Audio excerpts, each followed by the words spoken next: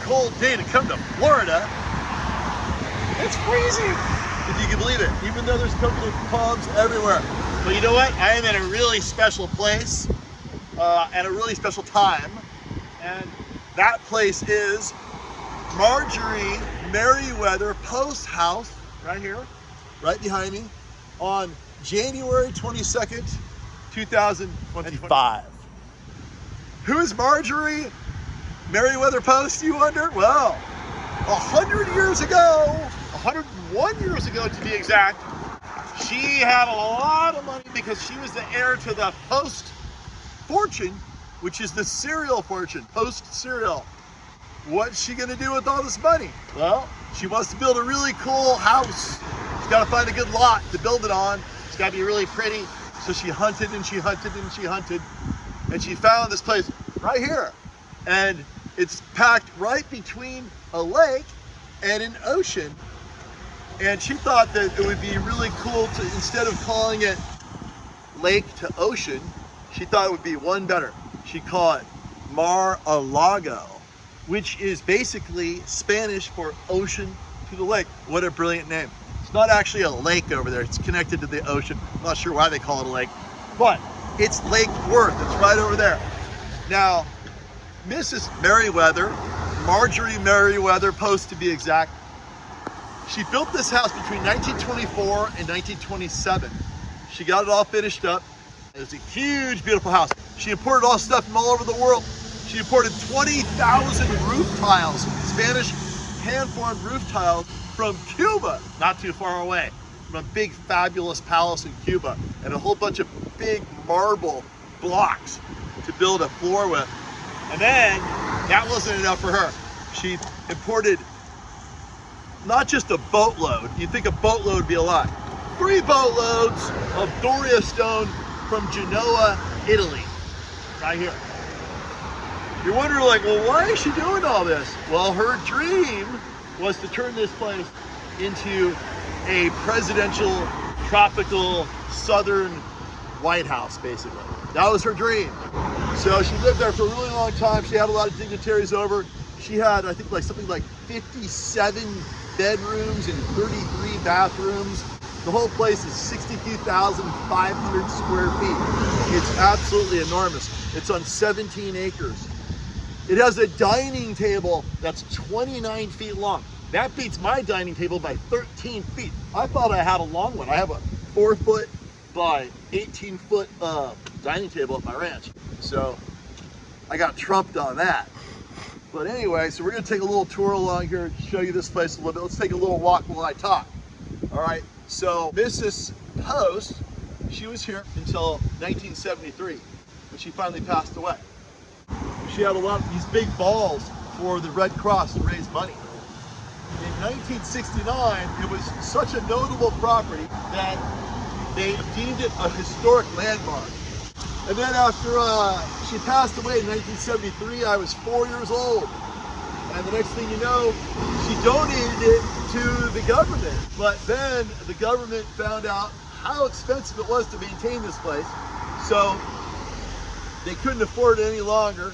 So they only had it for 7 years before they gave it back to Mrs. Post's children. But then they didn't know what to do with it, so they wanted to sell it. So they tried really hard to sell it. And remember, her whole plan was to make this place a presidential palace in the tropics. So the president would have a place to go, you know, during the cold times in Washington. So it's kind of ironic what ultimately happened. You're never gonna guess who bought this place from the daughters of Mrs. Post.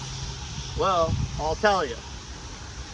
It was a guy from Queens. His name was John, and he was a real estate developer guy, so he really knew land, and he played a little bit of hardball with them. I won't beat around the bush any longer. I'm not going to beat around that bush any longer. The guy's name was Donald John Trump, and this place cost $7 million to build in 1924-27. That's $123 million today. today's money. Actually, that was 2023. That was a couple years ago. We got all this inflation going on, you know. Trump's gonna stop that. But it's probably like 160 million now. It was the most expensive private residence ever built that wasn't royalty, not like a king, in the world ever. That place right there, right? 1927. So then, like I mentioned, the kids couldn't maintain this place anymore. It's too expensive. So Mr. Trump came along and said, I want that place. But they only wanted, the minimum bid was $20 million. He offered $15 million in 1980. They said, no way. So then Trump played a little slick move on him. It's like, do you want a smart president or do you want a dumb president? Well, Trump's a pretty smart guy. What did he do to work the deal? He's the deal guy, right? The art of the deal. Well, what he did is he bought this place right across the street right here. This place he bought from the guy who owned KFC Chicken. I don't know how the guy from KFC Chicken ended up in this place, but Trump bought it from him. Then once Trump bought it from him, he said, I'm going to build a house. I'm going to block your view of the ocean. You're not going to have a view of the ocean anymore. So that diminished the value of this property over here immensely. So then Trump ended up getting this place for like $10 million. And then this place over here only cost him $2 million. So he only spent like $12 million or something. So he first offered 15. So, you know, Trump works the deal. Anyway, here's the place. It's got beautiful coconut trees everywhere. It's got some yucca at the entrance. Okay, so you see all those beautiful tiles on the front facade there. Well, those are imported tiles. Some of those tiles date back from the Iberian Peninsula, back in Portugal and Spain. Looks like they're getting ready right now for a little dinner inside there. And you can see the sign. It says, don't bring firearms or drones or any of that kind of business. We just have an iPhone here. But yeah, there's all these Spanish tiles. In fact, you can see them on the facade there, right up there. And those tiles are super, super old. Some of those tiles are 600 years old. It is the largest collection of Spanish tiles anywhere on Earth, they say. You can see some of the top up on the tower up there. Isn't that cool? Look at that. But it's a very simple, beautiful design. It's very elegant, very classy. I love the tower. I wonder if Trump ever serenades Melania. She's up there and he's down below, sings to her. It's got a huge American flag. Super beautiful. I'm sorry that it's not a nice sunny day. I didn't plan this. I just happened to be here in Florida, really nearby, during this historic moment. Now, why is this a historic moment on January 22nd? Well, the guy that lives over here he's first day on the job today. This is his first day on the job. Well, it's the first day in the second term of this particular job of being president of our country. So I wish him well. I want to congratulate him on his win. I heard that everybody was coming down to Mar-a-Lago. I'm not sure if they're getting invited or if they're just crashing like I am, but I figured, you know, all these VIPs, I figure I'm VIP, so I might as well join the party and come on down. I figure one of those 58 rooms they could probably let me use. Yeah, I'm still waiting for my invite. But anyway, it's a really, really beautiful property. It spans all the way to the lake. There's actually a tunnel that goes underneath this road. This is a public road, you can walk it. See, we haven't gotten shot yet or anything. We haven't even been harassed. There's all kinds of signs up right here. See that? That says, you know, don't go on the property and all that. Look at that beautiful view. What a beautiful day this is. Look at this, it's a whole new beginning of our country here. Now, say what you want about Trump, but this guy really does know how to get stuff done. Even his enemies are coming down here and, you know, making peace with them and, you know, trying to make it so we all work together now to make our country a better place. And so, yeah, I just want to tell you a little bit about the history of this place and just celebrate this moment right now in history. On the first day, inauguration was yesterday, and today's the day that he promised to be a dictator for one day. That's today. I don't know what he's doing today, but I wish him well.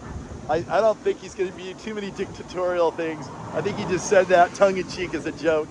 The Democrats, they took it and ran. And Yeah, anyway, I think all the people now that supported Trump, or that that were in the closet, well, they can come out of the closet. Everybody's coming out of the closet now. Even Mark Zuckerberg's coming out of the closet, and Bill Gates and all these other people who you wouldn't think would be supporting Trump. But anyway, I just always wanted to come here and check this place out. I'm really happy I did, and someday maybe I'll be hanging out with the boys in there. That would be really fun. All right, well, God bless America, and let's hope that everything works out and everybody is friends again, and so to speak, what do they say? That we're going to make America great again. We all work together and we'll do it. All right, that's it. I'm out.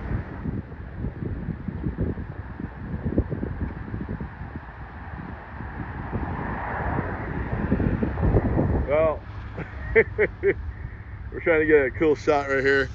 I guess the locals, I don't know if they like their neighbor very much. What did they just say?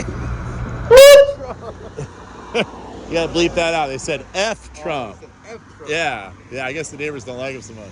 Anyway, there's some of that beautiful Moroccan tile right there. Look at that, beautiful. He's got the people holding the light poles there and matching on this side. And of course, to scare people like us away. We were undaunted though. We're like, you know what? Let's go for it anyway. There's your Secret Service right there, garden. There's nobody in there. But anyway, cool house, huh? How about that? Look, those must be new coconut palms. Look, they're braced up. See them? Right there. Yeah. All right. Truthfully, that's it, folks. What a beautiful place. It'd be kind of fun to see Trump driving that thing around, huh? Secret Service car. Go out and get a Big Mac in that thing. Yeah. See ya.